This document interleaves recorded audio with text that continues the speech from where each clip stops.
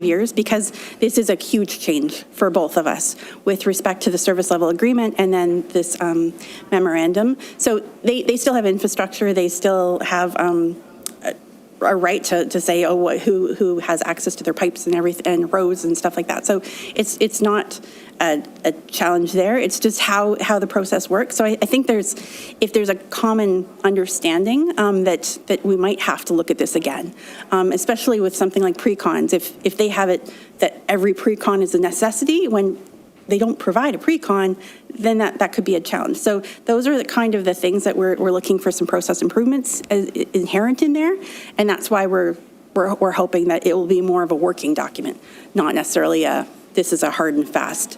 We have to follow it word by word.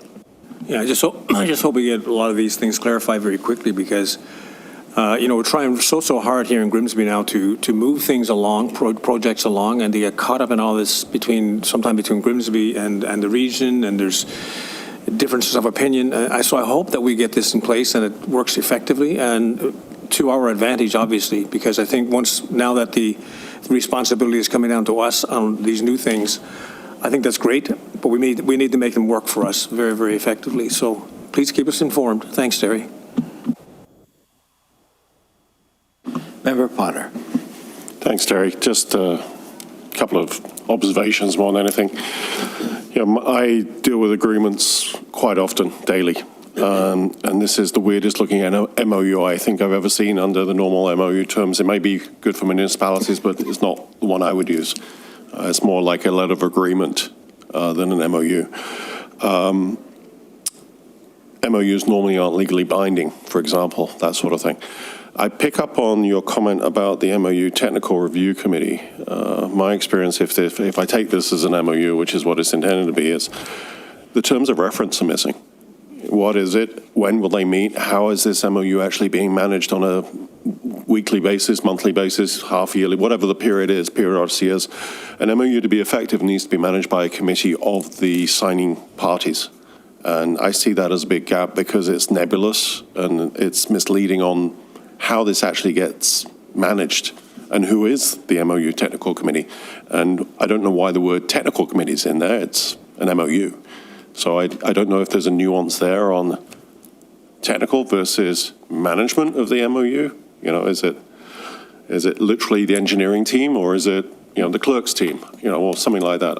It's not clear to me. So I think it's poorly worded in general from a governance perspective. The engineering, the technical stuff behind it, the actual intent, probably I'd defer to the engineering planning team, all that sort of thing. But from a governance function, I think it's weak. Through you, Mr. Mayor, that is one of the things I truly picked up on, because how was it created? Like there was a lot of questions that were not answered, and I think that's why we wanted to address that. That is a key shortcoming.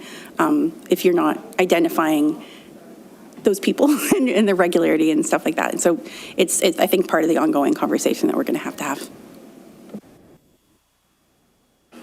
Member Drew, do you have anything? Seeing no further questions, I have a mover and seconder. Councillor Bradzi, do you have anything to add? Or? Actually, I had my hand up. Okay. Thank you, Mayor. Through you. I definitely want to see this incite further collaboration with the region. But just to get to, my hope would be that it wouldn't be a static memorandum of understanding. It would be kind of dynamic in nature, and that it can evolve as we kind of dive into it. You mentioned 5 years, Terry. Could you just speak a bit more to the frequency which, after we approve this in principle, that we would look to maybe amend the agreement? Through you, Mr. Mayor, we didn't want to put a specific timeline on when we were looking for that change. I know the region is going to be going through some significant changes with respect to the March 31st deadline, as we will be. So it's probably more of an ongoing thing that we have to keep on touching in and making sure things are working. So that's why we didn't want to put a specific timeline to have that change by, because some things you might not see until like a year or so out, right? Whereas some things we might see immediately. So that's why we didn't have a specific timeline, but we definitely want it far sooner than the 5 years that is indicated in the MOU itself. Excellent. And just lastly, through you, Mayor, yeah, maybe if something's just built into the agreement that we could bring it up as needed or as things come up, just so we're, obviously don't want to be handcuffed for 5 years, but you're on it. Looks good. Happy to hear it. Thank you. All right, thank you, Councillor Bradzi. Seeing no further questions or comments, moved by Member Potter, second by Member Drew, resolved that report PA 25-05, Memorandum of Understanding for Engineering with the Niagara Region dated February 19th, 2025 be received, and that one, the Planning and Development Committee recommends Council endorse the memorandum in principle and authorize the Chief Administration Officer to sign the memorandum on the town's behalf, and that the town requests that the Regional Municipality of Niagara update and clarify the memorandum sooner than the 5-year period outlined. All in favor? That's carried. Up next, we have the Balsam Christmas Lane, our Christmas market update. Can we get a mover and seconder to get it on the floor? Moved by Councillor Frake, second by Member Drew. Terry, go ahead. Through you, Mr. Mayor, this is just, and with thanks to Marilyn, who I see is here, she has provided some wonderful details regarding the update on the Balsam Lane Christmas Market. So on October 23rd, Council agreed to have share in working with and collaboratively with the organizers for the Christmas market, and we wrote a report on an update in October, and so this is just a follow-up to that to just talk about how the success of the market. So it happened on Saturday, November 30th. I think there was an estimated of 250 people that attended. It was located in just behind Balsam Lane to the north of that. Yes, north, south, north. South, thank you. Southeast corner. Sorry, directionally challenged. So it took into that, as well as the property on Mountain and Elm. There were some activities there. So the organizers were really helpful in providing some statistics about just the results of it. And it was well attended. It was well received. People were very excited about it. People were meeting family and friends, and many of the vendors had great success in selling their products. So it was really well received, and it definitely showed a great opportunity to collaborate with a number of vendors, a number of schools, and a number of people in the Grimsby community. So it definitely had some positive components, and all the trees were sold, which also went to charity, which is also a wonderful thing. There are a number of pictures in as part of the appendix, so you can see what happened there. But there was a stage, there was Christmas, like Santa was there. There was tons of activity and opportunities for the community to come together, purchase goods, donate to charity, and also show off the talents of the community. Great. Yeah, it certainly was a well-attended market, and it was nice to have it at something extra downtown. Questions or comments? Member Drew, then Councillor Frake. Yes, thank you for your report through the chair.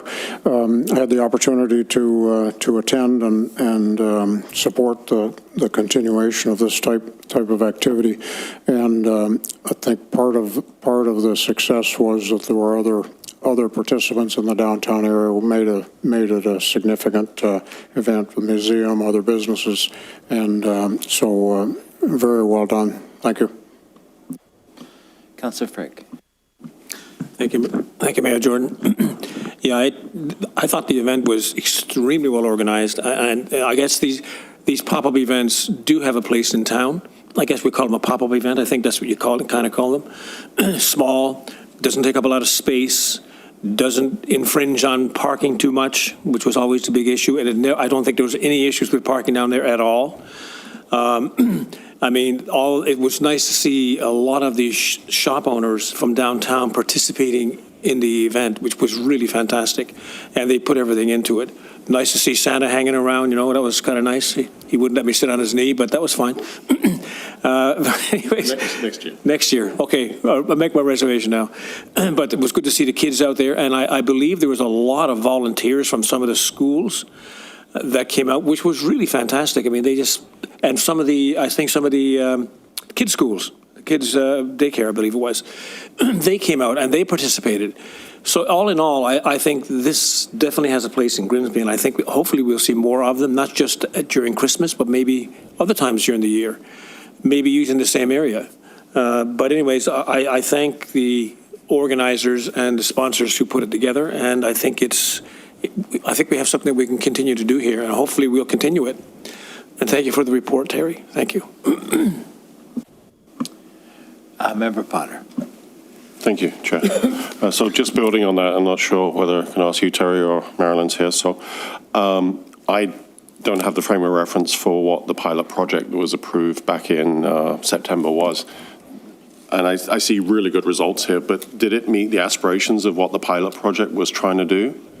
And if yes or no, what learnings can be taken forward? And is it going to be repeated in the future, not as a pilot, but as a full-term, normal sort of, this is how we do things in Grimsby? Can you allow Marilyn to speak?